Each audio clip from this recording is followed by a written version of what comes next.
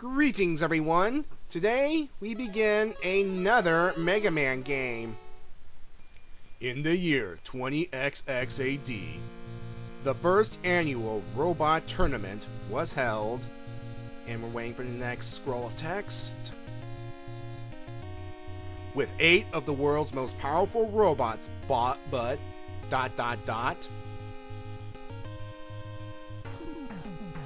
Mr. X, the sponsor of the tournament, took control of the robots and began to take over the world. Mr. X, why? It's time to tell you the truth. I have been manipulating that fool Dr. Wily from the beginning, but now I no longer need Dr. Wily's help. Come and face my power, Mega Man. We'll stop you. Follow me, Rush. Yep, this is Mega Man 6, the final Mega Man game released for the Nintendo Entertainment System. I mean, at this point, the Super Nintendo was well established, and Mega Man X was on its way to be released. Yeah.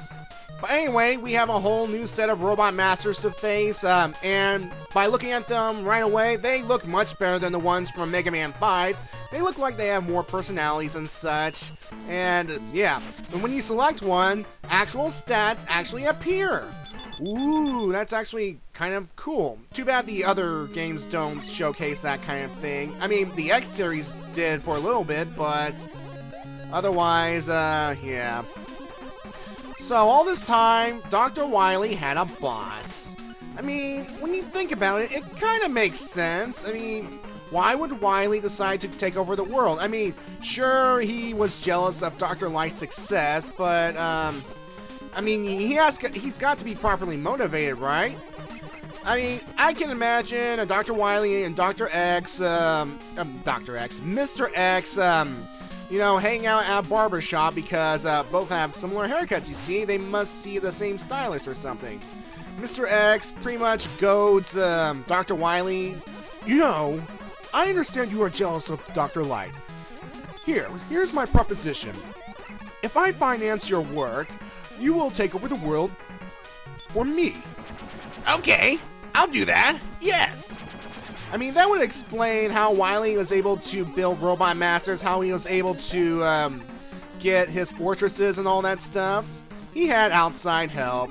I mean, it's all about the money, right? Money makes people do things. I mean, for the right price, you know. So yeah, we're facing the bigger bad of the series, Mr. X. Alright. And yeah, so why steal the world's Robot Masters from a tournament? Well, they are supposedly the 8 strongest Robot Masters in the world. I mean, first of all, you want some strong robots to take over the world, right?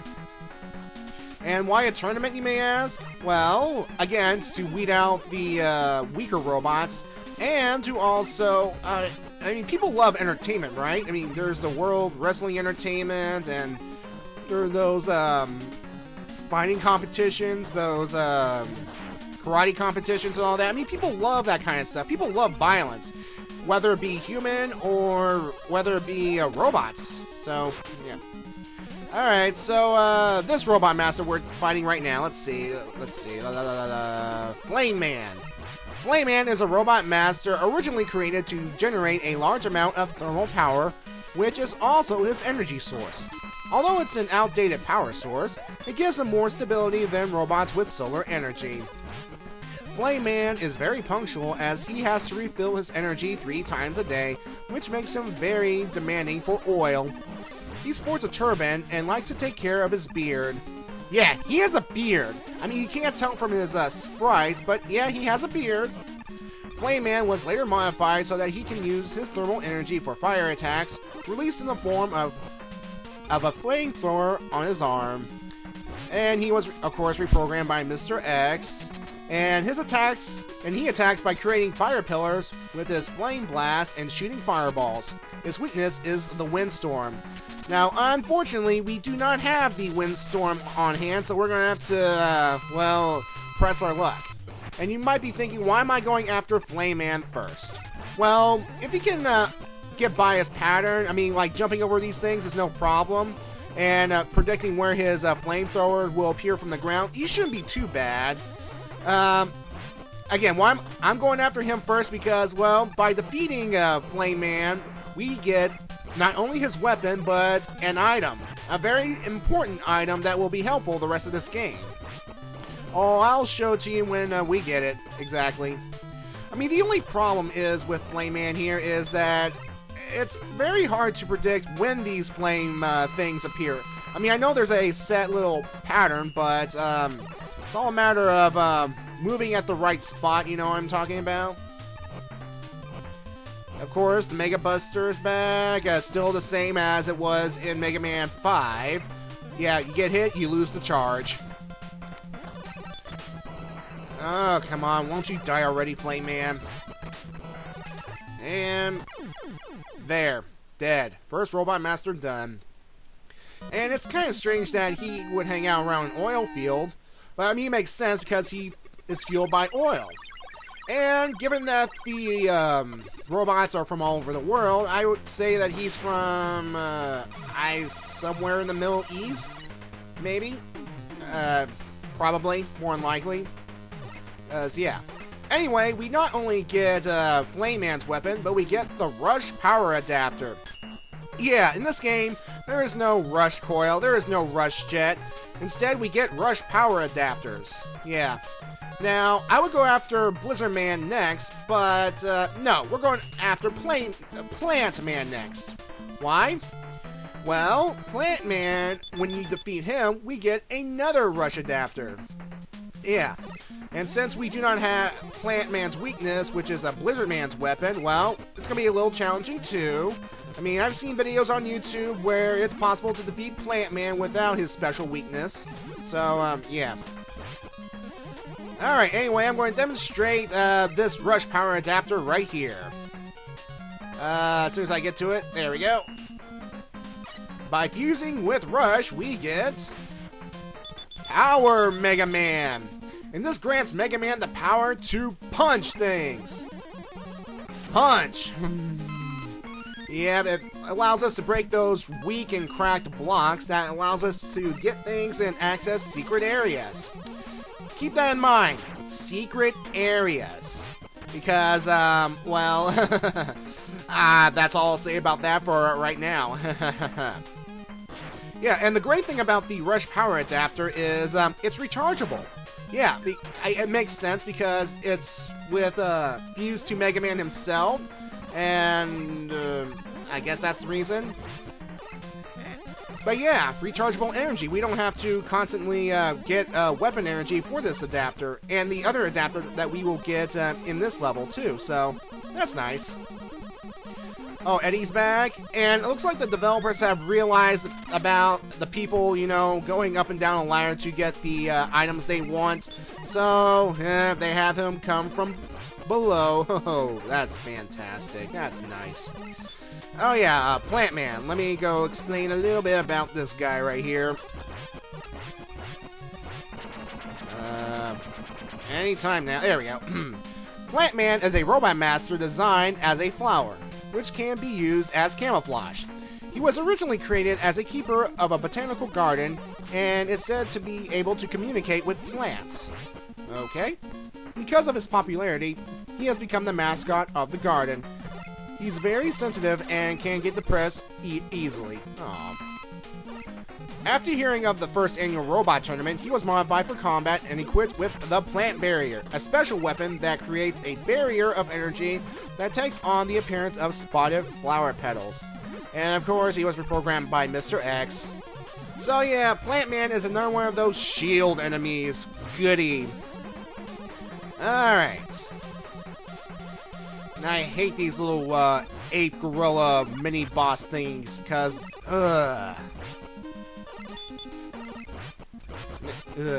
yeah, of course you have to shoot its eye, watch out for the fist, and watch out for his shot, so,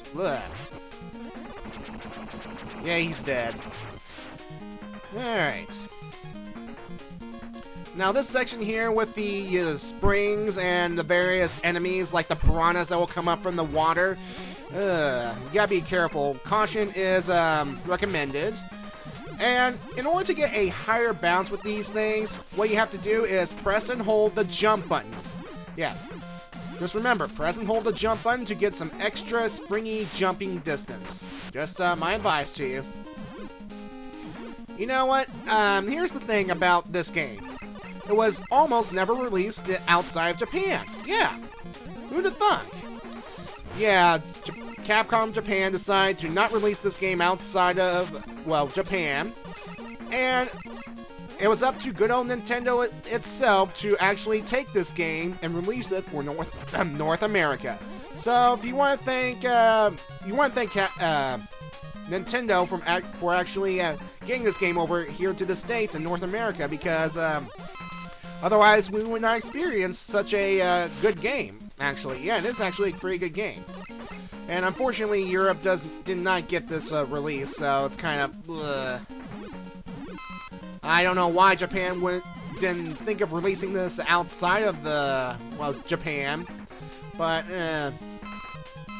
your guess is as good as mine. I mean, you're throwing away potential income because people still like Mega Man over here at this time. I mean, sure, number 5 was a little bland, but who's to say that the next game wouldn't be better? Yeah. Of course, I'm taking my time here because I don't want to, get this piranha to hit me and make me fall into the water, which is instant death. And plus, as soon as I bounce over here, there will be an enemy coming off screen right here. And that was close. Yeah. Yeah, this section makes me a little nervous because even though I might get the proper height, if I don't press forward enough, I will just miss the next platform and fall to my death. Isn't that nice? Come on. Stupid piranhas. And here's the thing, the piranhas can actually adjust to how high Mega Man is jumping. Why? Well, because the piranhas are a bunch of douches. Pure and simple. Come on. Come on past me. Wait for the right moment. Come on. You're boring the audience here. You know you can just go if you jump high enough. Come on. Alright. Ooh, whoa! Of course, I'm just taking the hit because I don't want to fall to my doom. Ugh. There's no piranha here. Just go. There we go. And I like there are turrets that are actually on the bounty springs with you. It's kind of bizarre, but yeah. Come on.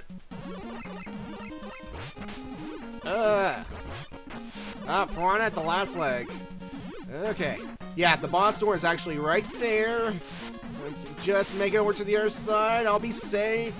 Come on. Just wait for the right moment.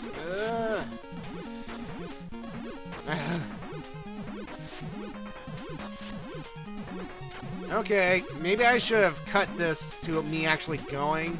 I mean, realistically, it didn't take me that long, but that was crazy. Now, to be fair, Plant Man's strategy is actually kind of predictable, sort of, because, well, all he does is he jumps around a bit and throws his plant barrier at you. And of course, it is easy to jump over the plant barrier if you get enough room, like so right here. I mean, it's just a matter of, well, moving all about. And, I mean, sometimes you'll hang out in one area for a little while, and you can use that to your advantage, but, just move, slide, jump, blah, blah, blah, blah, blah. Don't let him touch you himself, or, Thank God I had E-tanks, or else I would have been dead. Get away from me. Don't touch me with your barrier. Ugh. Ow. Don't worry, when I face this guy again, I will have his weakness and I will use it. Again, the only reason I'm taking him on now is because I'm going to get the other power adapter that is very important in this game.